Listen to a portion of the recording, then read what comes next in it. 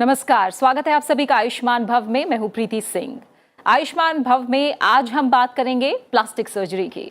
इसे लेकर एक तरह से देखें तो दुनिया भर में लोगों में दीवानगी बढ़ रही है। प्लास्टिक सर्जरी का मतलब शरीर के किसी भी अंग को शेप देना, मनचाहा रूप देना है। प्लास्टिक सर्जरी के बारे में आम जो धारणा है वो ये है कि ये खूबसूरती बढ़ाने के लिए की जाती है, जबकि असल मायनों में किसी acid attack, infection, cancer, accident, जलने या किसी अन्य कारण से अपना शरीर या चेहरा बिगाड़ चुके लोगों के लिए ये किसी वरदान से कम नहीं है। International society of aesthetic plastic surgery की एक रिपोर्ट ये कहती है कि प्लास्टिक सर्जरी के मामलों में लगातार बढ़ोतरी हो रही है और पूरी दुनिया में एक तरह से देखें तो साल भर में करीब 1.25 करोड़ मामले प्लास्टिक सर्जरी के होते हैं और साल दर साल इन मामलों में तेजी से बढ़ोतरी भी हो रही है। भारत में प्लास्टिक सर्जरी का बाजार जो है वो सालाना लगभग 30% की दर से बढ़ रहा है। भारत में प्लास्टिक सर्जरी करवाने वालों में 10% विदेशी होते हैं। प्लास्टिक सर्जरी के क्षेत्र में अमेरिका, ब्राजील, चीन के बाद भारत चौथे स्थान पर आता है।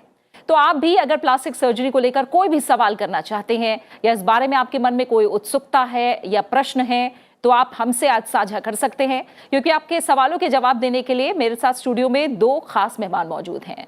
मेरे साथ हैं doctor Manish Singhal, professor and head department of plastic surgery, AIIMS. आपका बहुत बहुत स्वागत है डॉक्टर सिंघल। साथ ही मेरे साथ जुड़ रहे हैं doctor Anil Kumar Murarka, senior consultant, department of plastic surgery, BLK max super speciality hospital. आपका भी बहुत बहुत स्वागत है डॉक्टर मुरारका। हमारे नंबर लगातार टीवी स्क्रीन पर फ्लैश हो रहे हैं। इन नंबरों पर आप हमें अभी कॉल कीजिए और हमारे साथ जुड़िए। जो भी सवाल है वो हमारे साथ साझा करिए। प्लास्टिक सर्जरी सिर्फ खूबसूरती ही नहीं बढ़ाती बल्कि खोया आत्मविश्वास भी लौटाती है। हाँ, एक पहलू ये भी है कि प्लास्टिक सर्जरी के बाद जो बदलाव आता है वो किसी के लिए वरदान की तरह होता है, लेकिन कई बार ये जोखिम भरा भी साबित हो सकता है।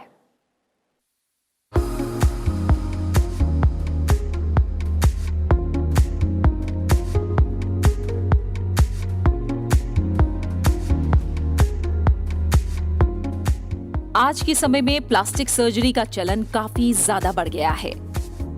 पहले लोग किसी दुर्घटना के बाद प्लास्टिक सर्जरी कराते थे, लेकिन अब शरीर के जन्मजात विकार दूर करने के लिए लोग प्लास्टिक सर्जरी का सहारा लेते हैं।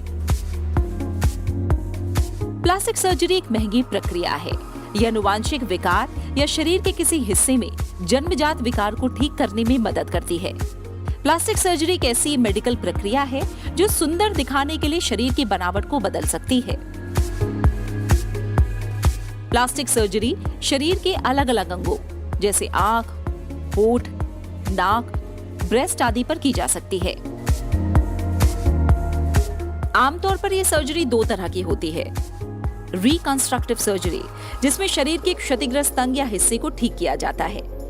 आमतौर पर किसी दुर्घटना में खराब हुए अंग को रिकंस्ट्रक्ट करने के लिए सर्जरी की जाती है, जैसे जली हुई स्किन को ठीक करना, चोट, बर्थमार्क वगैरह को हटाने के लिए सर्जरी का सहारा लिया जाता है। दूसरा, कॉस्मेटिक सर्जरी। कॉस्मेटिक सर्जरी आमतौर पर सुंदरता को बढ़ाने के लिए की जाती है। आमतौर पर इसमें नाक को फिर से आकार देना, अनचाहे बालों को हटाना, होठ को अच्छा दिखाने जैसी सर्जरी शामिल है। इसे कॉस्मेटिक सर्जरी के जरिए किया जाता है। इसमें शरीर के किसी हिस्से को दोबारा आकार दिया जाता है। प्लास्टिक सर्जरी के कई तरह के फायदे हैं, तो इसके कई नुकसान भी झेलने पड़ सकते हैं। इसलिए इसमें पूरी जानकारी होना और जरूरी सावधानी बरतना बेहद आवश्यक है।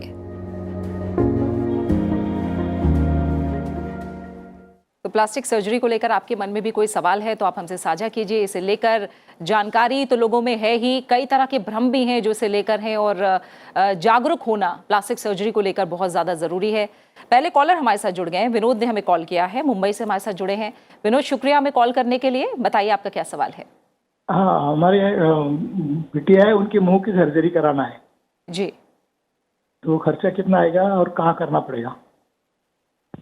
विनोद जी, मैं डॉक्टर से आपकी बात करवाऊंगी। डॉक्टर सिंघल, अगर आप कुछ और विनोद जी से पूछना चाहें तो। विनोद जी, आपके बच्चे की उम्र क्या होगी? करीबन 32। 32 साल। तो कोई चोट लगी है या कोई जन्म से विकार है? नहीं, थोड़ा सा चेहरा जो दाढ़ी होती है ना, चिन, और थोड़ा सा उसमें थोड़ा निकट है, वो थोड़ा उसको अरुण करना है उसका और थोड़ा नाक ऊंचा करना है।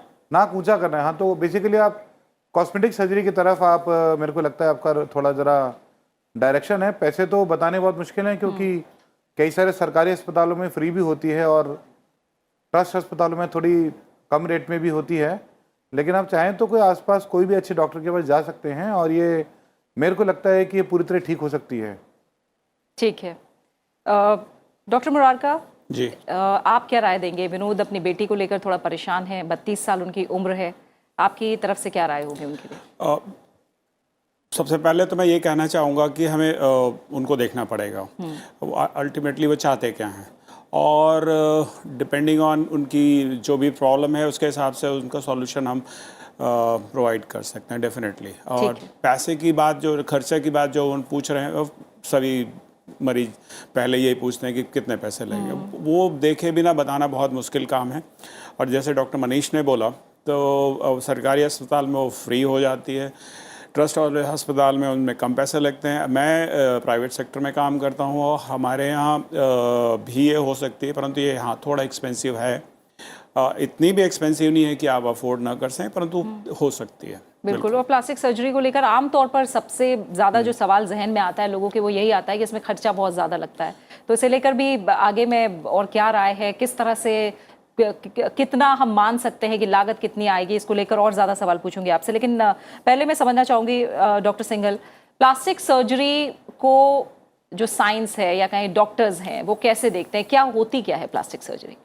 देखिए, प्लास्टिक सर्जरी जैसे प्लास्टिक है, आप उसको कोई भी शेप में ढाल सकते हैं, वैसे प्लास्टिक सर्जरी बॉडी के कोई भी पार्ट को एक कोई भी शेप में ढाल सकती है। ये बेसिकली आप उसको आम भाषा में ये समझिए कि बॉडी को मोल्ड करने की प्रक्रिया को हम प्लास्टिक सर्जरी बोलते हैं, जो आम आदमी को नहीं पता होता है। इवन कुछ डॉक्टर्स को भी नहीं पता होता है कि प्लास्टिक सर्जरी होती क्या है। कहीं का आपका टिश्यू लेके हम उसको दूसरी जगह लगा सकते हैं बेसिकली, या आपके उस टिश्यू को हम रिपेयर कर सकते हैं।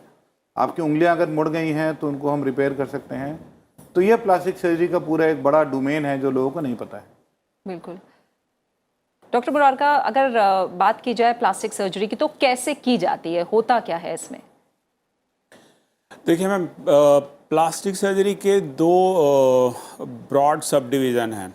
एक है जिसको हम रिकन्स्ट्रक्टिव सर्जरी बोलते हैं, और दूसरा है जो कि हम कॉस्मेटिक सर्जरी बोलते हैं। रिकन्स्ट्रक्टिव सर्जरी में हम किसी भी चीज़ में, मान लीजिए कुछ प्रॉब्लम है चोट के कारण, बर्न्स के कारण या कैंसर के कारण, तो हम वो वाली चीज़ रिकन्स्ट्रक्ट कर सकते हैं, रिपेयर कर सकते हैं, ताकि वो पार्ट दोबारा ढंग से फंक्शन करे। इसको हम रिकन्स्ट्रक्टिव सर्जरी करते हैं। कॉस्मेटिक सर्जरी भी एक प्लास्टिक सर्जरी का पार्ट है, जिसमें नॉर्मल चीज़ें नॉर्मल होती हैं। मान लीजिए आपको अपनी नाक की शेप चेंज करानी है, या आपको अपनी आई की शेप चेंज करानी है, आपकी चिन छोटी है वो बड़ी कराना चाहते हैं, या आपका चिन का शेप ठीक नहीं लग रहा, तो ये आप नॉर्मल को अल्टर कराना चाहते हैं या चेंज कराना चाहते हैं, उसको हम कॉस्मेटिक सर्जरी बोलते हैं। ठीक है।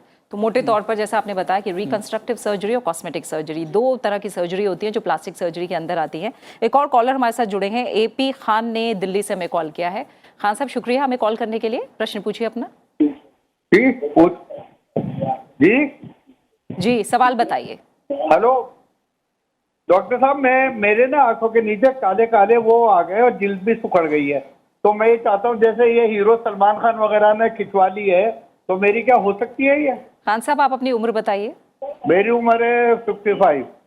ठीक है, आपके सवाल का काफी कम उम्र से है मुझे ये।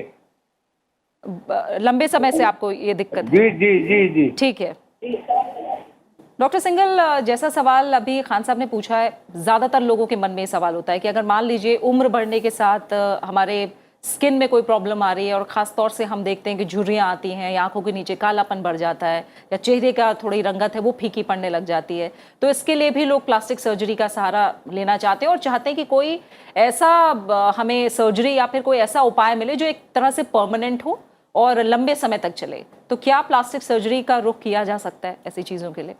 देखिए, एक सवाल बड़ा जेन्युइन है और हर आदमी चाहता है कि वो अच्छा दिखे, और फिल्म स्टार्स को देख के डेफिनेटली लोगों के मन में इच्छा होती है। बट हमें समझना पड़ेगा कि हर आदमी की स्किन अलग है, उसके स्किन का टेक्सचर अलग है, उसके स्किन की क्वालिटी अलग है। जो ये पोल्यूशन है, ये जो स्किन में छोटे छोटे छेद होते हैं, इनसे जो पोल्यूशन की जो कार्बन की जो और जो सल्फर डाइऑक्साइड और जो गैसेज जाती हैं, वो स्किन में परमानेंट डैमेज करती हैं, उसके कोलेजन को नुकसान पहुँचाती हैं। तो ये डिपेंड करता है कि किसकी स्किन की क्या थिकनेस है, क्या उसको डैमेज है, कितना एक्सटेंट है और क्या उसकी एक्सपेक्टेशन है। लेकिन मोटे तौर पे कहा जा सकता है कि कोई भी आदमी पहले से बेहतर दिख सकता है इन विधियों से, प्लास्टिक सर्जरी की विधियों से, जिसमें हम केमिकल पील, मेरे को लगता है कि जो मोटे तौर पे इनकी जो प्रॉब्लम है वो केमिकल पील की तरफ है। लेकिन ऑफ कोर्स इनको बिना देखे कोई बता नहीं सकता है कि इनकी समस्या किस विधि से ठीक होगी। लेकिन इनका जो सवाल है वो डेफिनेटली ये बहुत अच्छे दिख सकते हैं अगर ये प्रॉपर तरीके से उसको, पोस्ट ऑफ एडवाइस बहुत इंपॉर्टेंट है। ये कोई सर्जरी ऐसी नहीं होती कि आप उसको आज करवा लें और बोले हम 10 साल नहीं उसको फॉलो करेंगे। उसको रिपीटेडली हमको हर महीने, हर साल उसको प्रोसेस करना पड़ता है, पूरी प्रिकॉशन लेनी पड़ती है, पसीने को दूर रखना पड़ता है। तो वो सब प्रिकॉशन अगर आप रख सकते हैं तो डेफिनेटली आपको प्लास्टिक सर्जरी का फ़ायदा हो सकता है। बिल्कुल। तो और भी तमाम एहतियात हैं जो अगर आप प्लास्टिक सर्जरी की तरफ जा रहे हैं तो वो एहतियात, वो सावधानियां बरतना ज़रूरी है और उन्हें लेकर आप इस कार्यक्रम के साथ लगातार बने रहिए। आगे हम विशेषज्ञों से इस पर भी सलाह लेते रहेंगे। अगले कॉलर जुड़ गए हैं, पीयूष ने हमें बिहार से कॉल किया है। पीयूष, स्वागत है आपका हमारे कार्यक्रम में, प्रश्न पूछिए आप अपना। नमस्ते मैम, और वहाँ पे उपस्थित डॉक्टर्स को भी मेरा नमस्ते जी। दरअसल मैम मैं ये पूछना चाह रहा था कि आज से तकरीबन 6 साल पहले एक कार एक्सीडेंट में मेरा हाथ फ्रैक्चर हो गया था, तो जिसकी वजह से हड्डी टूट जाने की वजह से डॉक्टर्स ने उसमें प्लेट्स लगाए थे और उसका तकरीबन 6 इंच बड़ा स्कार है उस पे। तो मैं ये जानना चाहता हूँ कि वो उसको डिसअपियर किया जा सकता है कि नहीं प्लास्टिक सर्जरी के थ्रू, और अगर वो 6 इंच बड़ा दाग अगर उसको डिसअपियर कराना हो तो फिर उसके लिए तकरीबन कितना कॉस्ट आएगा? ठीक है डॉक्टर मुनारका, जो स्टिचेस के दाग हैं वो प्लास्टिक सर्जरी से ठीक हो सकते हैं? हाँ जी जनाब, आपका स्कार देखिए, डिसअपियर वर्ड जो यूज़ कर रहे हैं वो कभी नहीं होता, ठीक है, वो केवल हिंदी पिक्चर्स में होता है और ऐसे नॉर्मली नहीं होता। आपका हाँ, आपका डेफिनेटली इम्प्रूव कर सकते हैं। जितना चौड़ा आपका स्कार है वो एक पतली लाइन टाइप कर सकते हैं, वो उसमें आपका काम हो सकता है। देखने पे और अच्छे से बता सकते हैं, परंतु ये आपका काम डेफिनेटली हो सकता है और उस ऑपरेशन करके वो स्कार निकाल सकते हैं, उसको पतला कर सकते हैं और ऑपरेशन के बाद आपको क्रीम्स हैं या लेज़र थेरेपी वो बताएंगे ताकि आपका स्कार बेहतर हो जाए। खर्चा कितना आएगा? अगर 6 इंच है लोकल में, अगर हो लोकल एनेस्थीसिया में अगर कर सकते हैं तो आपके खर्चा उतना नहीं आएगा। अगर आपको एडमिट करने की ज़रूरत पड़ती है या आपको पूरा एनेस्थीसिया या पूरा बेहोश करने की ज़रूरत पड़ती है तो उसमें आपका खर्चा बढ़ जाता है। बिल्कुल। तो जैसा डॉक्टर ने बताया है कि पूरी तरह से स्कार गायब हो जाए ऐसा तो नहीं होगा, लेकिन काफ़ी हद तक उसे ठीक किया जा सकता है और इसके लिए आप किसी अच्छे विशेषज्ञ को आसपास दिखाएं। और जहाँ तक खर्च को लेकर बात है, उन्होंने मोटे तौर पर आपको सलाह दे दी है और एग्जैक्ट आपको खर्चा पता करना है तो आपको डॉक्टर का क्लिनिक का रुख करना पड़ेगा। आपने डॉक्टर सिंघल, आप लोगों ने बताया कि रिकंस्ट्रक्टिव सर्जरी और कॉस्मेटिक सर्जरी 2 तरह की सर्जरी होती हैं और अगर भारत में मैं बात करूं, क्योंकि हर कोई, अब जो भी कॉल्स हमने देखे हैं उनकी अपनी अपनी दिक्कत है और अपने आसपास ही डॉक्टर को दिखाना चाहते हैं। भारत में अगर सर्जन्स की बात करें या इसे लेकर क्लिनिक की बात करें तो वो कितने अच्छे विशेषज्ञ भारत में मौजूद हैं और क्यों हम देख रहे हैं कि भारत में भी इसे लेकर धीरे धीरे जो क्रेज़ है, मैं कहूँ कि जागरूकता एक तरह से कहें या फिर क्रेज़ कहें, ये बढ़ रहा है? देखिए, भारत में विशेषज्ञों की कोई स्किल की कमी नहीं है। जो सारे प्रोसीजर ऑल ओवर वर्ल्ड हो सकते हैं वो हम भी कर सकते हैं। टेक्नोलॉजी भी हमारे पास पूरी तरह अवेलेबल है। हाँ, बाहर अगर कोई विधि की 25 मशीन है तो हमारे पास उसकी 3 हो, ये पॉसिबल है कि उनके पास अगर 50 शहरों में वो सुविधा है तो हो सकता है कि हमारे पास सिर्फ 3 शहरों में ये पॉसिबल है।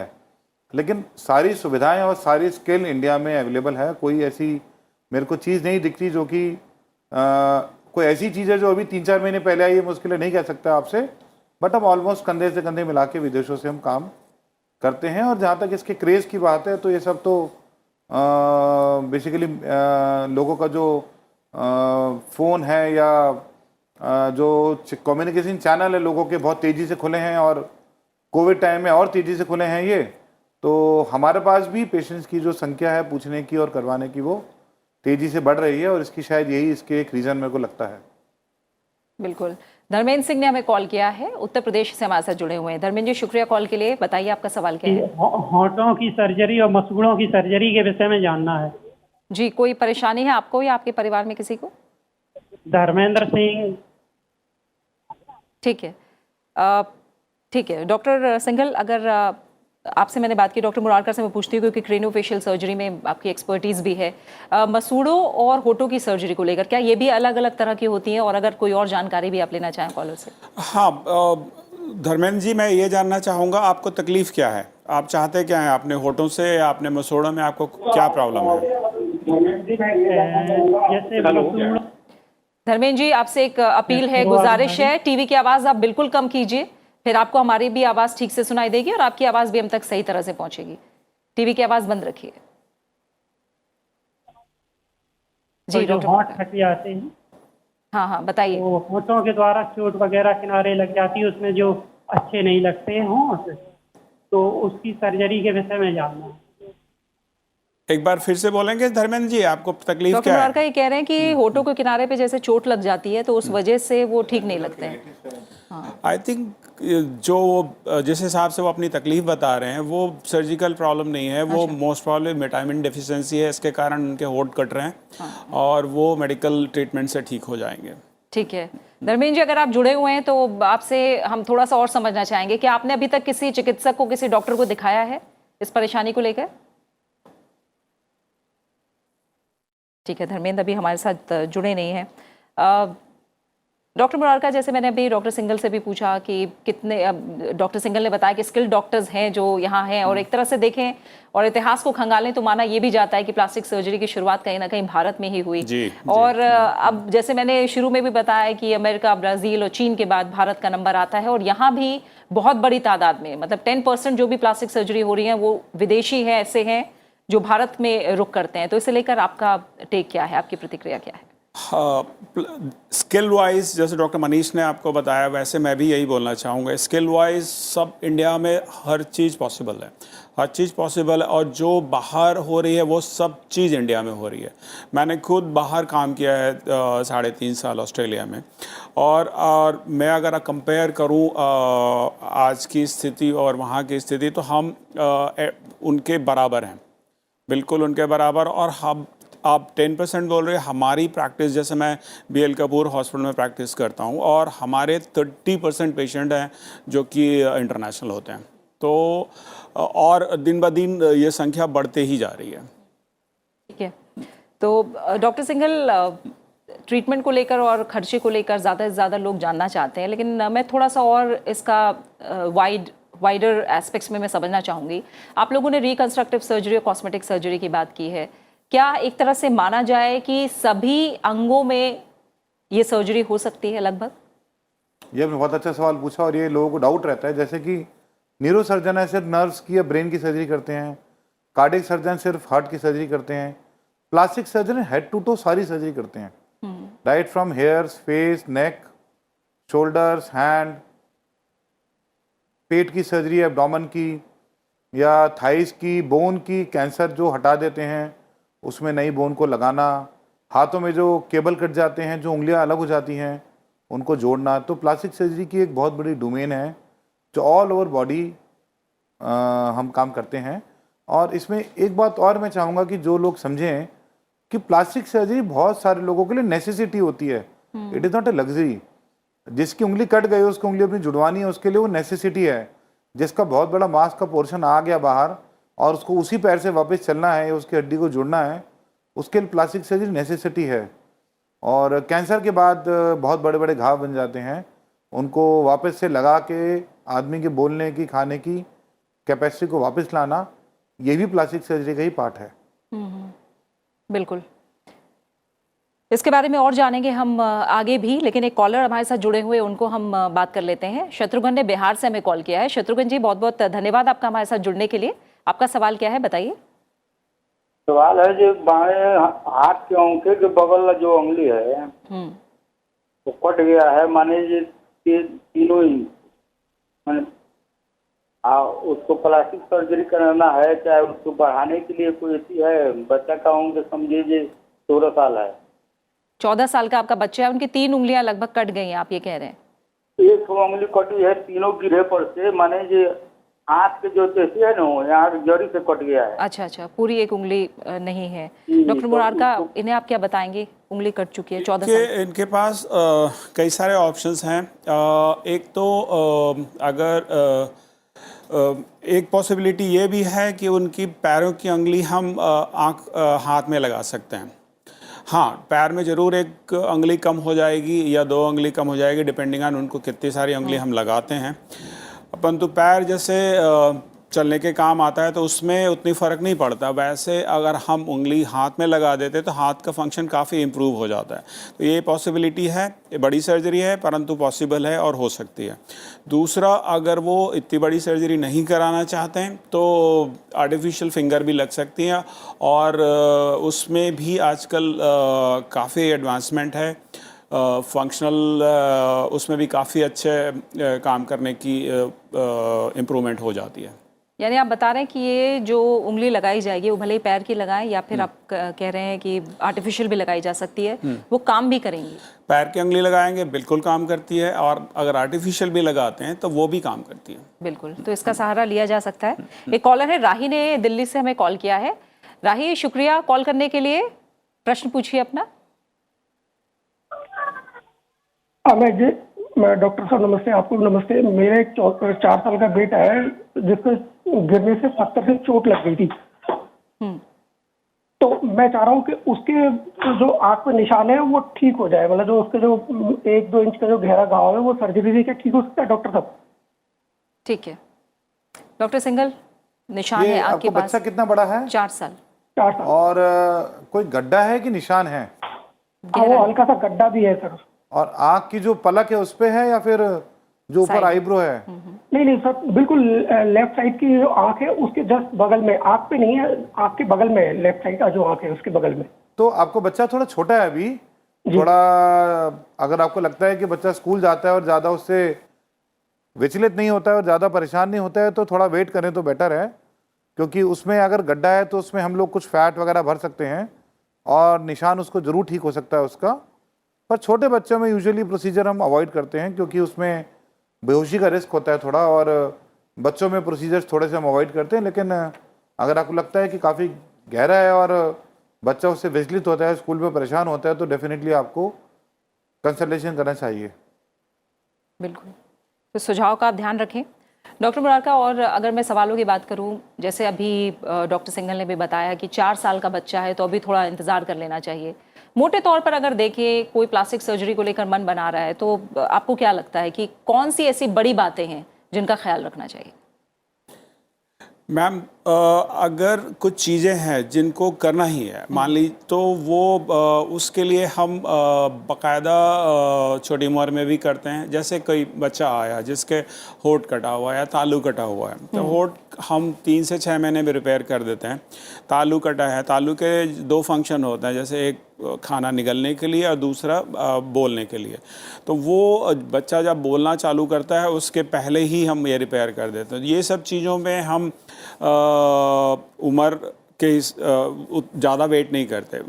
और इसके पहले जो कॉलर ने क्वेश्चन किया था कि उनका दाग है, ये इतनी इमरजेंसी नहीं है, इसके लिए अगर हम वेट करेंगे तो भी उनका कोई नुकसान नहीं होने वाला। तो ये इसमें हम वेट करते हैं। अदरवाइज़ आप पूछ रहे क्या क्या ज़रूरतें हैं, क्या क्या होनी चाहिए, वो पहले पूरा चेकअप होता है कि बच्चा या जो भी पेशेंट है वो पूरे फिट हैं कि नहीं। उनके पूरे ब्लड टेस्ट होते हैं, उनके और उनकी फ़िटनेस होती है हमारी तरफ से और बेहोशी के डॉक्टर की तरफ से, और जब वो पूरे फिट होते हैं तभी उनकी हम सर्जरी एडवाइस करते हैं। बिल्कुल, यानी अगर बहुत ज़रूरी है तो छोटी उम्र में भी सर्जरी होगी। हाँ। लेकिन मान लीजिए सिर्फ दिखावट के लिए या फिर कहें कि सुंदरता बिगड़ रही है तो उसके लिए इंतजार भी किया जा सकता है थोड़ा। जो चीज़ हम ऑनरेबली बात के लिए पोस्टपोन कर सकते हैं बिना नुकसान के लिए, वो हम करते हैं। ठीक है, ठीक है। डॉक्टर सिंघल, एक चीज़ और है जो तमाम लोगों के मन में आती है कि इसके साइड इफ़ेक्ट्स क्या होंगे। अगर मान लीजिए प्लास्टिक सर्जरी कराई गई हो, भले ही रिकंस्ट्रक्टिव हो या कॉस्मेटिक हो, क्या साइड इफ़ेक्ट्स हो सकते हैं इसके? देखिए, साइड इफ़ेक्ट को अगर हमको एक उंगली, जैसे पैर की उंगली निकाल के हमको हाथ की उंगली बनानी है, तो इसको हम साइड इफ़ेक्ट तो नहीं बोलेंगे, इसको हम बोलेंगे कि ये तो एक नेसेसिटी है।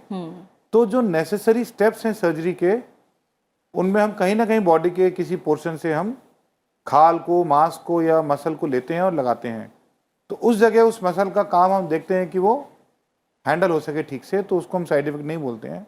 हाँ, लेकिन अगर इन्फेक्शन है या कोई दोबारा सर्जरी की आवश्यकता पड़ती है या कोई सर्जरी का फेलियर हो, जैसे कि हमने कुछ बोन का ग्राफ्ट लगाया और उसमें इन्फेक्शन हो जाए, तो वो साइड इफ़ेक्ट ज़रूर होते हैं, मैं बोल सकता हूँ, लेकिन कम होते हैं और उनकी प्लानिंग बहुत अच्छे से करते हैं। प्लास्टिक सर्जन्स की बड़ी ट्रेनिंग होती है उस पर, और यूजुअली अगर अच्छे हाथों से सर्जरी हो और अच्छा सेटअप हो तो साइड इफ़ेक्ट को इतना बड़ा चिंता का विषय नहीं होता है। हाँ, अगर आपको शुगर की बीमारी है या आप सिगरेट पीते हैं, स्मोकर हैं आप, या आपका बहुत ही सीवियर इंजरी है और बहुत ही बुरी तरह डिस्टॉर्टेड है, तो डेफिनेटली आपके में किसी में 12 घंटे की सर्जरी चाहिए, तो उसमें साइड इफ़ेक्ट्स का प्रोपोर्शन बढ़ जाता है।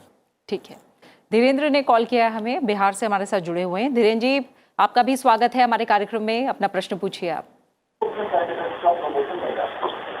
हाँ सर, तो हाँ, टीवी की आवाज़ बिल्कुल कम कर दीजिए धीरेन्द्र जी, और सभी दर्शकों से मेरी अपील है कि जब भी हमसे बात करें तो अपने टीवी का वॉल्यूम, टीवी की आवाज़ बिल्कुल कम रखें, हम उन्हें बेहतर तरह से सुन पाएंगे, वो भी हमारी आवाज़ साफ तौर पर सुन पाएंगे।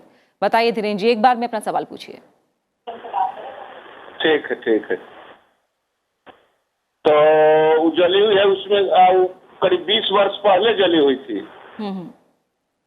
और उसमें घाव हो गया है, वो घाव छूट नहीं रहा है, चमड़ा भी नहीं आ रहा है उस पर। ठीक है, ये आप अपने बारे में बता रहे हैं धीरेन्द्र जी? हाँ जी। ठीक है, आप हमारे हाँ, मेरे पत्नी को उम्र करीब 45-50 साल है। ठीक है। और उसको वहाँ चेस्ट में घाव हो गया है।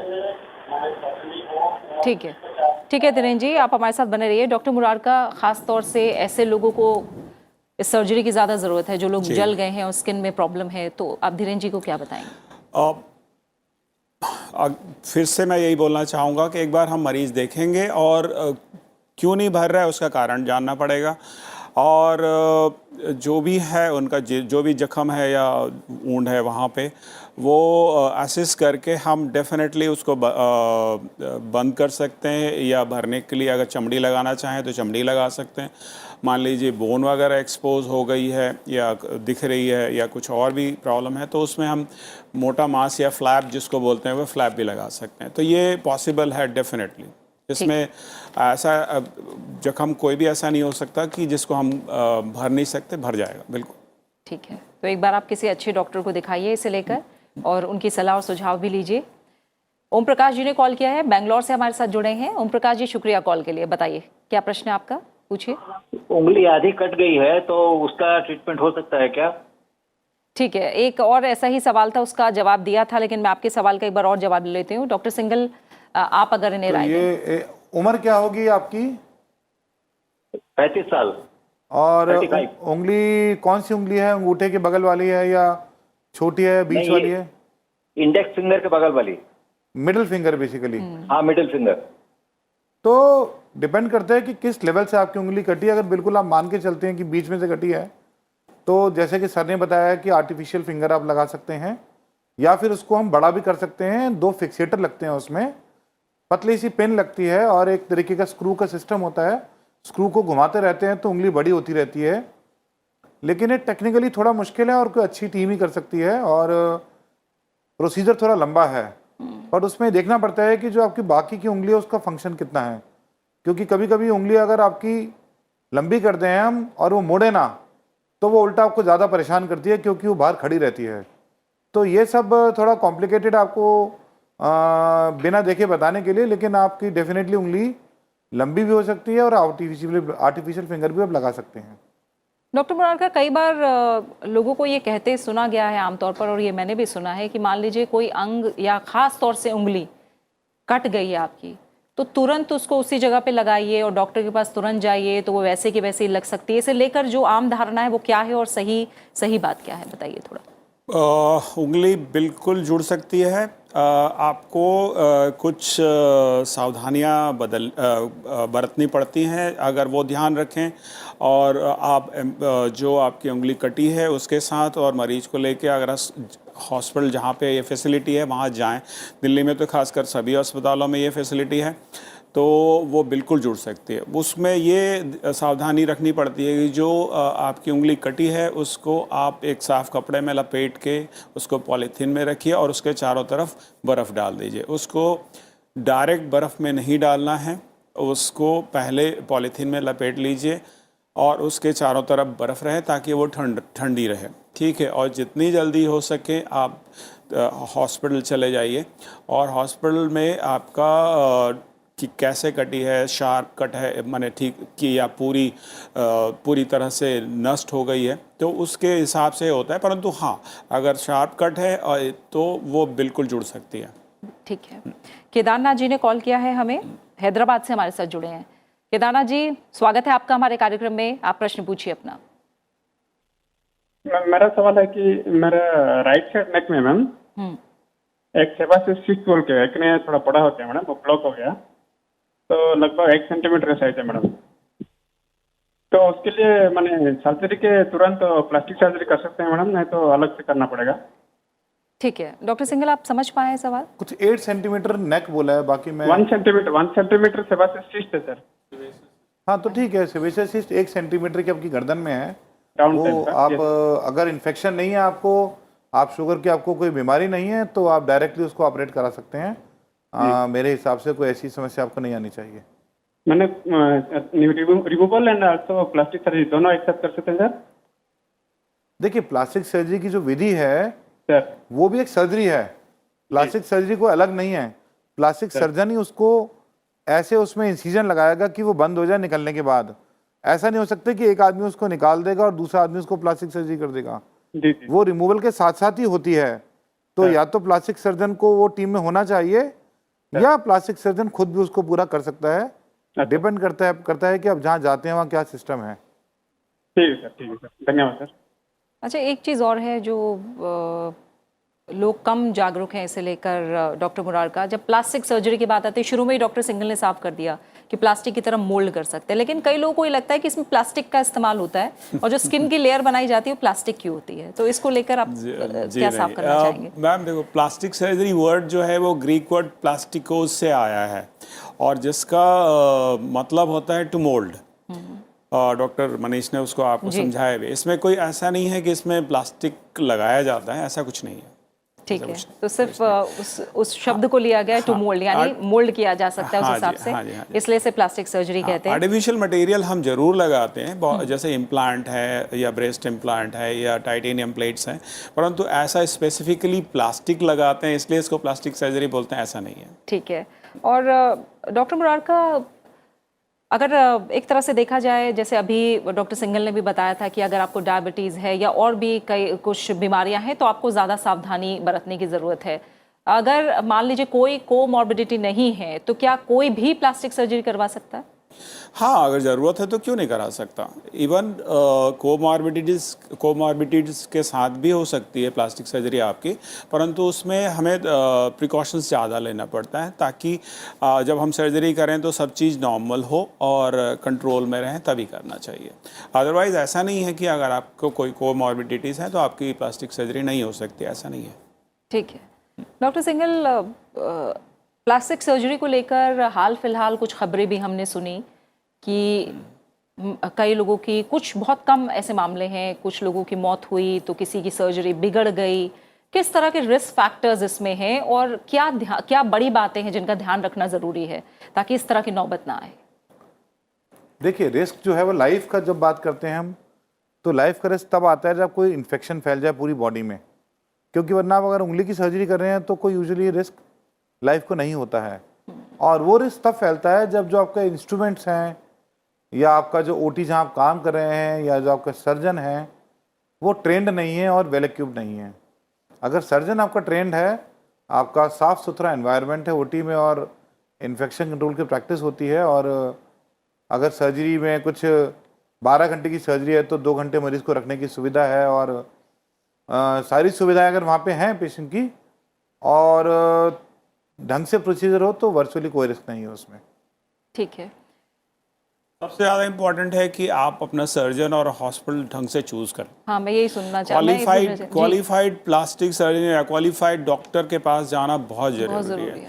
नीम हकीम खतरे जान वाली जो बात है, मतलब कई फर्जी डॉक्टर्स भी हैं जो प्लास्टिक सर्जन्स बन के। बिल्कुल बिल्कुल। तो वो जिम्मेदारी हमारी है कि हम उसको अप्रोच जब करें तो हमें पहले उसके बारे में आइडिया होना चाहिए। नहीं तो हम डॉक्टर से पूछ सकते हैं कि आपकी क्या क्वालिफिकेशन है, आपने क्या एक्सपर्टीज कोई है, भी उनका नंबर होता है, रजिस्ट्रेशन नंबर आप नेट पे डालेंगे तो सब स्टेट मेडिकल काउंसिल में उसकी पूरी डिग्री की रजिस्ट्रेशन आ सकती है। उतना मुश्किल नहीं है, थोड़ा सा हमें जागरूक होना पड़ता है कि रजिस्ट्रेशन नंबर का पता करें और थोड़ी सी पूछताछ करें। थोड़ा जागरूक होना जरूरी है। बिल्कुल, और अच्छे सर्जन से ही सर्जरी करवाएं। बिल्कुल। आज के ज़माने में हर चीज़ अवेलेबल है नेट पे, सब कुछ। तो अगर आप थोड़ा भी केयरफुल रहते हैं और आप क्वालिफाइड प्लास्टिक सर्जन के पास जाते हैं तो आपके कॉम्प्लिकेशन के चांसेस बहुत कम हो जाते हैं। बहुत कम है। ठीक है डॉक्टर सिंघल, जैसे मैंने पहले भी बात की और आपने बताया कि अगर देखकर और सावधानी पूर्वक काम किया जाए तो कोई रिस्क फैक्टर नहीं है, बड़ा रिस्क नहीं है। लेकिन कई बार खासकर कॉस्मेटिक सर्जरी की जब हम बात करते हैं तो चीज़ें मन के मुताबिक नहीं आती, या मन एक तरह से कहें कि लोग चाहते हैं कि एक बार और सर्जरी हो जाए। तो इसको लेकर भी कोई सीमा है क्या, कि मान लीजिए किसी ने अपनी नाक ठीक कराई है और उसे वो पसंद नहीं आया, या होठों का शेप बदलवाया है और पसंद नहीं आया, तो कितनी बार ये सर्जरी की जा सकती है? देखिए, प्लास्टिक सर्जरी में हम एक वर्ड यूज़ करते हैं जिसको हम रियलिस्टिक एक्सपेक्टेशन बोलते हैं।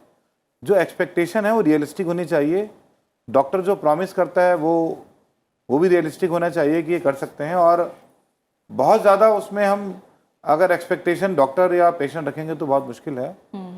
कभी कभी जब हमें लगता है डॉक्टर की एक्सपेक्टेशन ज़्यादा है और हम कम अचीव कर सकते हैं, तो हम अपने साइकेट्रिस्ट डिपार्टमेंट की सलाह लेते हैं कि हमारे हिसाब से ये मरीज की जो साइकोलॉजी है ये अनरियलिस्टिक है थोड़ी सी, और आप इसकी जांच करें।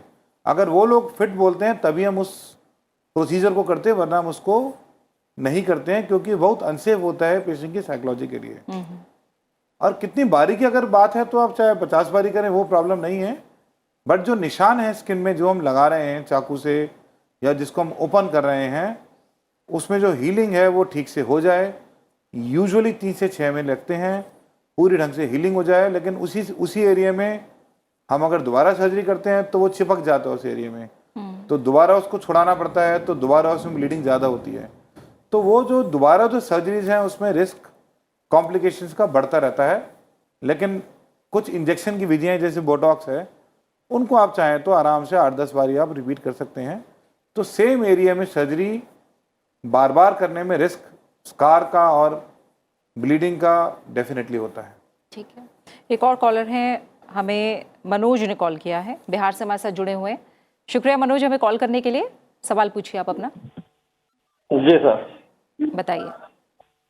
मेरा सवाल ये है सर से कि 12-11 साल का बच्चा है जिसका चारों उंगली कट चुकी है, तो वो उसका उंगली मतलब कि लग सकता है सर्जरी के माध्यम से?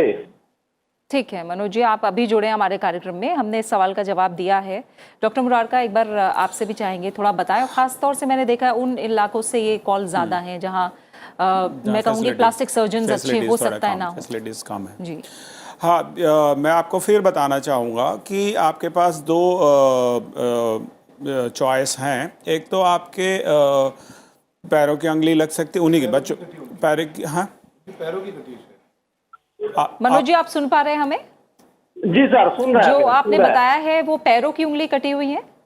नहीं, पैर के नहीं, हाथ की उंगली कटी हुई है। तो उसमें चारों उंगली रिप्लेस करना थोड़ा मुश्किल है।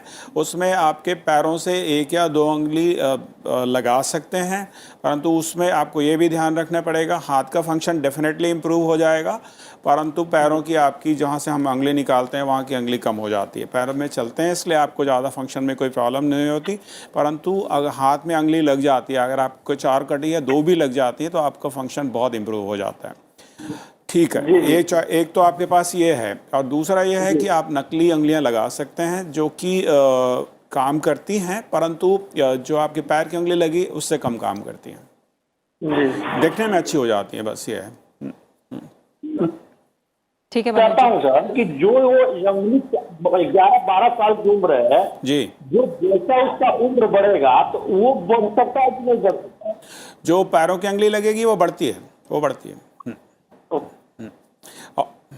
तो क्योंकि 11-12 साल की उम्र है तो इन्हें भी आप क्या सलाह देंगे, थोड़ा रुक सकते थोड़ा, हैं? हाँ, थोड़ा रुक जाए तो बेहतर है, परंतु 11-12 साल ठीक ठाक एज है। इस उम्र में माइक्रो सर्जरी हो सकती है और पैरों की अंगली लग जाएगी। ठीक है। इसमें बेसिकली जो माइंड की ट्रेनिंग है वो भी जरूरी है। हाँ जी, हाँ जी। अगर छोटे बच्चे में कुछ सर्जरी जैसे उंगली की सर्जरी है तो माइंड में मैपिंग है उंगलियों की, तो चूंकि उंगलियों को ट्रेन करना है तो कुछ सर्जरी हम थोड़ी जल्दी भी करना प्रेफर करते हैं। हाँ जी। जैसे जिसकी जन्मजात अंगूठा नहीं है उसको हम कभी कभी बहुत जल्दी भी कर देते हैं, 2-3 साल में भी कर देते हैं। तो कुछ सर्जरी जो माइंड में जहाँ ट्रेनिंग चाहिए वहाँ जल्दी भी करते हैं हम लोग। ठीक है, तो इसके लिए भी आप जैसे बता रहे थे साइकाट्रिस्ट की भी जरूरत होती है ऐसे मामलों में भी? नहीं, वो ब्रेन की ट्रेनिंग उंगली के फंक्शन के लिए, वो ब्रेन माइंड वैसे साइकोलॉजी वाले नहीं, बेसिकली ब्रेन में एक पोर्शन होता है जो कि उंगलियों के एक्शन को कोऑर्डिनेट करता है। तो वो जितनी जल्दी होगा उतना ब्रेन बच्चे का डेवलप हो रहा है तो वो शायद डेवलप कर जाए। बिल्कुल। और डॉक्टर मुरारका, आपकी भी इस पर राय चाहूंगी। डॉक्टर सिंघल ने भी बताया साइकाट्रिस्ट को लेकर, और धीरे धीरे हम ये देख रहे हैं कि थोड़ा सा भी कोई विकार है तो उसके लिए लोग कॉस्मेटिक सर्जरी का सहारा ले रहे हैं, या फिर आप अगर ठीक भी हैं तब भी आप कॉस्मेटिक सर्जरी का सहारा ले रहे हैं। तो क्या ये जुनून जो है वो कहीं ना कहीं मैं कहूँ कि मानसिक स्तर पर भी क्या गलत प्रभाव डाल सकता है? और खासतौर से जब सोशल मीडिया का ज़माना है, जो भी मरीज आते हैं हमारे पास, हम जैसे जैसे मैं सीनियर होते जा रहा हूँ मैं देखता हूँ साइकोलॉजिकल असेसमेंट मरीज की बहुत ज़रूरी है, बहुत ज़रूरी। और कई सारी सर्जरीज हम मरीज आया और तुरंत हाँ नहीं बोलते हैं, हम उसको पहली बार बुलाएंगे, फिर थोड़े दिन बाद फिर असेस करते हैं ताकि हम उसको साइकोलॉजिकली असेस कर सकें कि मरीज कितना स्टेबल है। कई सारे हमारे पास शाहरुख खान, अमिताभ बच्चन, ऋतिक रोशन की फ़ोटो लेके आते हैं, हमें इस टाइप से बना दो। ये डेंजर साइंस है, जो ऐसा करते हैं वो डेंजर साइंस है। या डॉक्टर साहब आप मुझे ये बताइए कि मैं अपने नाक का शेप चेंज कराता हूँ तो मैं कंप्यूटर प्रोग्राम से आप ये बताइए कि मेरे नाक कैसे दिखेगी, क्या आप वैसा कर सकते हैं? तो काफ़ी सारे प्लास्टिक सर्जन्स कंप्यूटर सिमुलेशन या वो करते हैं, हम नहीं करते। और क्योंकि उसमें बहुत सारे, कई बार अगर थोड़ा भी रिजल्ट आपका उसमें मैच नहीं करता तो उसमें फिर लीगल इश्यूज चालू हो जाते हैं। तो हम साइकोलॉजिकल असेसमेंट खासकर जैसे जैसे यंगस्टर एक बार फिर भी हाँ बोल देगा, सीनियर हैं जैसे डॉक्टर मनीष है या जो भी, हम लोग बहुत केयरफुल रहते हैं कि हम किस टाइप से मरीज चूज़ कर रहे हैं। कोई भी आ गया और मुझे ये कराना है, तुरंत हाँ नहीं बोलते हैं। हमें उसकी स्टेबिलिटी देखनी पड़ती है, हमें उसको लगता है हमें कितना जेन्युइन प्रॉब्लम है या उसकी प्रॉब्लम कितनी है, उसके हिसाब से ही हम हाँ बोलते हैं। ठीक है, इसे लेकर डॉक्टर सिंघल आप क्या कहेंगे? क्योंकि कई लोग हैं, खुद को हो सकता है आप कई लोगों की नज़र में बहुत बेहतर हैं लेकिन खुद की नज़र में आप उस तरह से एक्सेप्ट नहीं करते अपने इंडिविजुअलिटी को, ख़ासतौर से शारीरिक बनावट को लेकर। तो ऐसे लोगों को क्या सलाह देंगे आप? देखिए, ये जो आपने जुनून वर्ड यूज़ किया, ये डेफिनेटली मैं बोलूँगा कि होता है जुनून लोगों को। लोग अपनी फ़ोटो खींचते हैं, बोलते हैं कि मैंने बोला आप ठीक तो लग रहे हैं, वो बोलते हैं मैं सेल्फी में मेरी नाक थोड़ी टेढ़ी दिखती है। तो वो जो है लोग चाहते हैं कि ना केवल वो शीशे में अच्छे दिखें, औरों को भी अच्छे दिखें, सेल्फी में भी अच्छे दिखें, साइड से भी अच्छे दिखें। तो वो ह्यूमन बीइंग को तो खैर भगवान बनाया है तो वैसा तो हम नहीं कर सकते हैं। तो हम ऐसे लोगों को यूजुअली स्ट्रांगली डिस्करेज करते हैं, उनको बिठा के हम समझाते हैं, क्योंकि ये लोग बहुत रिस्की होते हैं। अगर आप इनको मना भी कर देंगे कि हम सर्जरी नहीं करेंगे तो ये कहीं और जाके करा लेते हैं अपनी सर्जरी और उनके लिए नुकसानदायक होता है। तो जो सीनियर, जो एक एक्सपीरियंस को, जो अनुभव को जो फ़ायदा होता है, वो ना केवल उनको सर्जरी करने के लिए डिस्करेज करते हैं, बाकी उनको समझाते हैं हम। और मैं मानूंगा कि अगर हम थोड़ा टाइम दें, 3-4 बार उनको बुलाएं, तो वो हम काफ़ी हद तक अचीव कर लेते हैं। और वो मिसगाइड होके एडवर्टीजमेंट देख के या सस्ते क्लिनिक में और प्रॉपर इंफ्रास्ट्रक्चर और प्रॉपर ट्रेनिंग के बिना ना करवाएं, ये भी हम कोशिश करते हैं। बिल्कुल। एक कॉलर जुड़े हुए हैं, शिशित ने हमें बिहार से कॉल किया है। आपका स्वागत है कार्यक्रम में, आप सवाल पूछिए अपना। कॉल डिस्कनेक्ट हो गया। जैसे अभी डॉक्टर ने बताया, डॉक्टर सिंघल ने, डॉक्टर मुरारका, कि क्लिनिक्स बहुत खुल गए हैं और अब आप देखिए तो सैलून से ज़्यादा क्लिनिक्स का रुख करने लगे हैं लोग। तो ये इसके बारे में भी पता करना और सही एक गाइड आपको किया जा रहा है या नहीं किया जा रहा है, ये कितना ज़रूरी है? ये बहुत अच्छा क्वेश्चन है मैम। हमें केवल फाइनेंशियल उसके कारण किसी क्लिनिक में जाके करा लेना बहुत समझदारी नहीं है। हमें उसके बारे में पूरी सावधानी चाहिए, पूरी जानकारी होनी चाहिए कि वो लोग प्रॉपर प्रिकॉशंस लेते हैं या नहीं लेते हैं, और जो सर्जरी आप करवा रहे हैं उसके लिए उनके पास पूरी फैसिलिटी है कि नहीं। अभी आपने थोड़ा दिन पहले ही सुना होगा किसी क्लिनिक में नॉर्थ वेस्ट दिल्ली में किसी ने हेयर ट्रांसप्लांट कराया और उसके बाद उसकी काफ़ी कॉम्प्लिकेशन हो गई।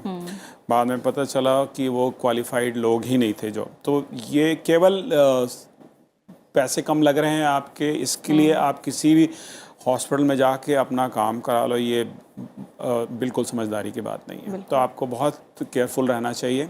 जहाँ पे भी आप करा रहे हैं उनमें आप पहले उसके बारे में जानकारी होनी चाहिए। ठीक है। श्याम यादव हमारे साथ जुड़े हुए हैं, उत्तर प्रदेश से इन्होंने हमें कॉल किया है। श्याम जी, आपका स्वागत है हमारे कार्यक्रम में। आप सवाल पूछिए अपना। श्याम यादव, आप जी सवाल पूछिए। जी मैम, मेरा बेटा है 3 साल का है जी। उसके पेशाब करने की जगह पॉइंट तो नॉर्मल है जी, लेकिन पेशाब उसकी वहां से नहीं होती है, उसके जस्ट नीचे से होती है मैम। ठीक है। तो इसमें परेशानियां क्या हैं और इसका इलाज क्या है मैडम? ठीक है, डॉक्टर सिंघल आप क्या बताएंगे ना? जो ये आपके बच्चे को बीमारी है, इसका एक नाम होता है, उसको हम हाइपोस्पीडियास बोलते हैं। इसमें जो पेशाब की जो नली है वो पूरी तरह डेवलप नहीं होती है, और ऐसा लगता है कि सामने छेद नॉर्मल है, लेकिन वो जो जहाँ से यूरिन आता है उससे आगे का छेद पूरी तरह नहीं बनता है। तो उसको जो हाइपोस्पीडियास की बीमारी है उसको हम सर्जरी करके ठीक करते हैं। बेसिकली उसका इलाज सिर्फ ऑपरेशन है। जो सर्जरी है हम यो 4 साल से पहले कोशिश करते हैं करने की। तो आपकी बिल्कुल राइट एज हमको लगती है। आपके बच्चे को कोई भी अच्छे हॉस्पिटल में या कोई भी अच्छी क्लिनिक में जहाँ इसकी सुविधा आपको दिखाना चाहिए, और आप इसको, मेरे हिसाब से आपको इसको और डिले नहीं करना चाहिए। ठीक है डॉक्टर मुरारका, अभी देखिए एक जो अभी बच्चे का केस तुरंत बताया है, इसके अलावा भी और बहुत से ऐसे लोग हैं। अभी तो हम बात कर रहे थे उनकी जिनके लिए सिर्फ शारीरिक सुंदरता को लेकर जुनून है, लेकिन बहुत सारे ऐसे लोग हैं जिनके लिए वो ज़रूरत है, और जैसा मैंने पहले भी कहा कि आवश्यकता है उनका आत्मविश्वास बढ़ाने के लिए, और कहीं ना कहीं उनके लिए वरदान साबित हो सकता है। तो थोड़ा सा अगर आप बताएं कि प्लास्टिक सर्जरी के अंतर्गत कौन कौन सी चीज़ें हैं जो सर्जरी से ठीक की जा सकती हैं? प्लास्टिक सर्जरी का स्पेक्ट्रम जो है काफ़ी बृहद है या वाइड है, और हम पैरों से या पैरों की अंगुलियों से लेकर सिर तक जो भी अंग है, हम सभी में कुछ न कुछ दखल रखते ही हैं, और हमारा रोल सब चीज़ में है। चोट जैसे चालू की जाए, बर्न्स हमारे कंट्री में काफ़ी बड़ी समस्या है। तो बर्न्स के लिए हमारे कंट्री में या हमारे देश में काफ़ी सारी अच्छे हॉस्पिटल हैं, पूरी सुविधाएं हैं, चाहे वो एक्यूट बर्न हो या बर्न्स के बाद कोई उनको डिफॉर्मिटी हो गई हो, सब चीज़ें ठीक की जा सकती हैं। कई सारी इसमें एनजीओज़ भी हैं जो हेल्प करती हैं। तो उसमें अगर फाइनेंशियल आपको प्रॉब्लम है तो सरकारी में आपको मान लीजिए अगर टाइम लग रहा है तो एनजीओज़ के थ्रू भी जा सकते हैं, जो कि आपको हेल्प करेंगी, और आप प्राइवेट में भी उसका इलाज करा सकते हो। सेम और उसी तरह जैसे किसी को चोट लग गई, तो चोट के बाद दिल्ली में तो बहुत ही अच्छा है कि दिल्ली आरोग्य कोष में आपका इलाज फ्री होता है, और आप सभी प्राइवेट अस्पताल में आप एडमिट हो सकते हैं। और बाकी जगह भी आजकल आयुष्मान भारत वगैरह काफ़ी अच्छी स्कीम्स आ गई हैं।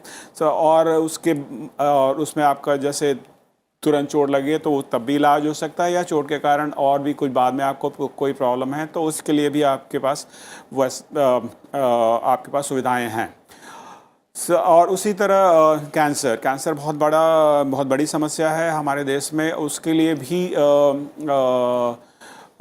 काफ़ी अच्छे हॉस्पिटल हैं, और डिपेंडिंग ऑन डिफरेंट, जैसे आपकी सोशियो इकोनॉमिक स्टेटस है या आपकी क्षमता है, आप प्राइवेट में या ट्रस्ट वाले या गवर्नमेंट अस्पतालों में आप इलाज करवा सकते हैं। ठीक है, एक और कॉलर हैं, सौम्या ने हमें कॉल किया है बिहार से। सौम्या, आपका स्वागत है कार्यक्रम में, आप प्रश्न पूछिए अपना। नमस्ते मैम, मैं सौम्य बोल रहा हूँ। बताइए। डॉक्टर साहब से मुझे ये जानना है कि बहुत कम ही उम्र में मैंने ये महसूस किया कि मेरे आंखों के नीचे काफी बड़े बड़े आई बैग्स दिखाई पड़ने लगे। आंखों के नीचे आई बैग्स, तो ये नेचुरली इनको हटाया जा सकता है या फिर ऑपरेशन कराना पड़ेगा? और अगर ऑपरेशन कराना पड़ेगा तो इसका तकरीबन कितना खर्चा आ जाएगा? ठीक है डॉक्टर सिंघल, आप क्या बताएंगे? आईबैक्स की समस्या बहुत ज़्यादा आम है, तो पहले इन्होंने अच्छा किया, पहले पूछा कि नेचुरली इसको कम किया जा सकता है। अगर वो तरीके हैं तो वो भी बता दीजिए, और प्लास्टिक सर्जरी कितना काम आ सकती है इसमें? ये भी कह रहे हैं कि इनको बहुत कम उम्र में हुए हैं, तो अब वो तो हो चुके हैं, तो उसका उपाय तो मेरे को लगता है सिर्फ सर्जरी होगा। हालांकि इनको देखना पड़ेगा कि क्या इनकी प्रॉब्लम है, और सर्जरी से ही वो ठीक होंगे मेरी नज़र में। और खर्चा तो अगेन डिपेंड करता है कि किस जगह को बिलोंग करते हैं, इनके आसपास कौन से सेटअप अवेलेबल हैं और कौन अच्छे डॉक्टर हैं, उनकी क्या फीस है। ठीक है, तो देख सकते हैं आप। और डॉक्टर मुरार का जैसे इसको भी लेकर मैं राय चाहूँगी, क्योंकि जैसे मैंने कहा कुछ स्किन्स की अगर प्रॉब्लम है या आई बैग्स की या डार्क सर्कल्स हैं, तो क्या आप सलाह देंगे कि कुछ अपना डेली रूटीन भी ठीक किया जाए, खान पान ठीक किया जाए, एक्सरसाइज को इंक्लूड किया जाए, पहले नेचुरली ठीक करने की कोशिश की जाए? बिल्कुल बिल्कुल। दो चीज़ बहुत इम्पॉर्टेंट है। एक तो हाइड्रेशन, मतलब आपको पानी काफ़ी पीना चाहिए, ठीक, वो बहुत ज़रूरी है। उससे आपके स्किन की पानी का स्तर ठीक रहता है और वो आप ठीक रहती है आपकी स्किन। दूसरा है सन से भले हम थोड़े डार्क कलर के ये भी हैं, परंतु सन से प्रोटेक्शन बहुत ज़रूरी है। एक आप जितने भी देखेंगे बहुत सारे प्रॉब्लम आपके सन डैमेज के कारण होते हैं, तो हमें सन से प्रोटेक्शन चाहिए और हाइड्रेशन हमारी स्किन की काफ़ी अच्छी होनी चाहिए, ये है। उसके बाद आपका इलाज का पोर्शन आप अगर सावधानी रखेंगे तो आप अपने स्किन की क्वालिटी काफ़ी टाइम तक ठीक रख सकते हैं, जिसमें आपका खान पान है, आपकी डेली रूटीन है, ये सब आप अगर ठीक से रखें तो काफ़ी ठीक है। अगर हो गई हैं तो उसके लिए आपके पास इलाज हैं। जैसे आपकी झुर्रियाँ आ गई हैं, शुरू में आप वो इंजेक्शन जैसे बोटॉक्स है, फिलर हैं, कई सारी चीज़ें हैं जिससे आप ठीक कर सकते हैं। अगर उससे आपके स्टेज बढ़ गई हैं तो आपकी सर्जरी एडवाइस करते हैं। जैसे अगर आई बैग्स हैं तो उसके लिए जो सर्जरी बोलते हैं उसको हम ब्लेफरोप्लास्टी बोलते हैं। उसमें आई बैग्स कम कर देते हैं, आपकी स्किन लूज है उसको टाइट कर देते हैं, चेहरा लटक गया है तो फेस लिफ्ट हो सकती है। काफ़ी सारी चीज़ें हैं जिसमें कम इन्वेजिव सर्जरीज भी हैं और बहुत ज़्यादा अगर प्रॉब्लम है तो ज़्यादा इन्वेजिव सर्जरी भी हैं। ठीक है, डॉक्टर सिंघल, आखिर में आप क्या राय देना चाहेंगे? और दोनों ही सर्जरी, चाहे वो रिकंस्ट्रक्टिव हो या कॉस्मेटिक हो, क्या मरीज़ ये मान सकता है कि एक बार करा लिया तो फिर हमें ज़रूरत नहीं है, या उसको लेकर भी हमें सिटिंग्स की ज़रूरत है, या आगे भी केयर के लिए ज़रूरत पड़ेगी? कैसे होगा? देखिए, इन जनरल जैसे सर ने बताया, मैं ऐड करना चाहूँगा कि अगर स्मोकर हैं आप तो आपका स्किन का डेफिनेटली जो क्वालिटी है वो पुअर होता है, क्योंकि स्मोक से कोलेजन को डैमेज पहुंचता है। स्मोकिंग आपकी स्किन को डैमेज करती है, और कोई भी किसी भी किस्म का तंबाकू आपके स्किन को डैमेज करता है, कोई भी ऐसी बुरी आदत है तो वो आपको डैमेज करती है। और उसके अलावा पॉल्यूशन, अगर आप बहुत ज़्यादा पॉल्यूशन में रहते हैं और चेहरे को साफ नहीं रखते हैं तो जो चेहरे के छोटे छोटे छेद हैं उनमें से पॉल्यूटेंट जाके उसकी कोलेजन को ख़राब कर सकते हैं। तो ये दो चीज़ें हैं जो बहुत इंपॉर्टेंट हैं। और जहाँ तक दोबारा सर्जरी की बात है, तो पहली सर्जरी में यूजुअली आप पूरे अगर प्रिकॉशन रखते हैं, जैसे हम बोलते हैं आप 6 महीने सन में ना जाएं, अगर आप 6 महीने सन को नहीं डायरेक्ट लेते हैं तो यूजुअली आपकी रिक्वायरमेंट अगली सर्जरी की कम होती है, क्योंकि जैसे जैसे हम बार बार सर्जरी या प्रोसीजर करते हैं तो उसका रिस्क बढ़ता रहता है। ठीक है, और आखिर में आपकी तरफ से सलाह डॉक्टर मुरार का? इफ़ेक्ट कितना रहता है ये मैं आपको फिर से बोलना चाहूँगा, जस्ट थोड़ा सा ऐड करना चाहूँगा। कोई भी सर्जरी परमानेंट नहीं होती। ठीक है, जैसे आप ब्रेस्ट इम्प्लांट डाल रहे हैं तो इम्प्लांट का जो आपका लिटरेचर आता है वो हमेशा ये लिखा होता है कि इनके लाइफ 8-10 साल करीब होती है। तो उसके बाद उनमें इम्प्लांट में सिलिकॉन लीक वगैरह हो सकता है, तो 10 साल के बाद हम यूजुअली केयरफुल रहते हैं और निकाल के या चेंज कर सकते हैं। सिमिलरली जैसे आपको फेस लिफ्ट किया हमने, तो वो उनकी भी लाइफ जो होती है 5 से 8 साल तक ही होती है। उसके बाद फिर से ग्रेविटी तो आपकी रहती है, ग्रेविटी तो आप अवॉइड नहीं कर सकते, तो ग्रेविटी के कारण आपकी फिर से लटकने लगती है। तो ये है। और अगर आप हेल्दी लाइफस्टाइल जी रहे हैं और प्रॉपर प्रिकॉशन ले रहे हैं, खासकर आप जैसे जैसे आप बड़े होते जाते हैं, यंगस्टर आप जब तक रहते हैं तब तक आपको सब कुछ ठीक रहता है, परंतु ये कि जो आपने ध्यान नहीं दिया उस एज पे, तो उसका असर आपके बाद की एज में दिखता है। तो अगर आप हेल्दी स्टाइल रहते हैं, प्रॉपर एक्सरसाइज करते हैं और अपना फूड और उसमें थोड़ा ध्यान बरतते हैं, तो आपकी चीज़ें काफ़ी तक मेंटेन रहती है। इसी के साथ जी समय पूरा हो गया है। डॉक्टर मुनार का आपका, डॉक्टर सिंघल, आप दोनों मेहमानों का शुक्रिया मेरे साथ इस कार्यक्रम में, इस चर्चा में शामिल होने के लिए। तो देखा आपने कि प्लास्टिक सर्जरी की वजह से कई लोग आत्मविश्वास से भरी एक नई जिंदगी जी सकते हैं, लेकिन इसे लेकर कई तरह की सावधानियां बरतना भी जरूरी है। जिन जरूरी बातों के बारे में विशेषज्ञ ने बताया है और खास तौर से क्वालिफाइड डॉक्टर को लेकर जो बात कही है, उन बातों पर अमल करके और इन सुझावों पर गौर करके सेफ तरीके से सर्जरी का, प्लास्टिक सर्जरी का सहारा लिया जा सकता है।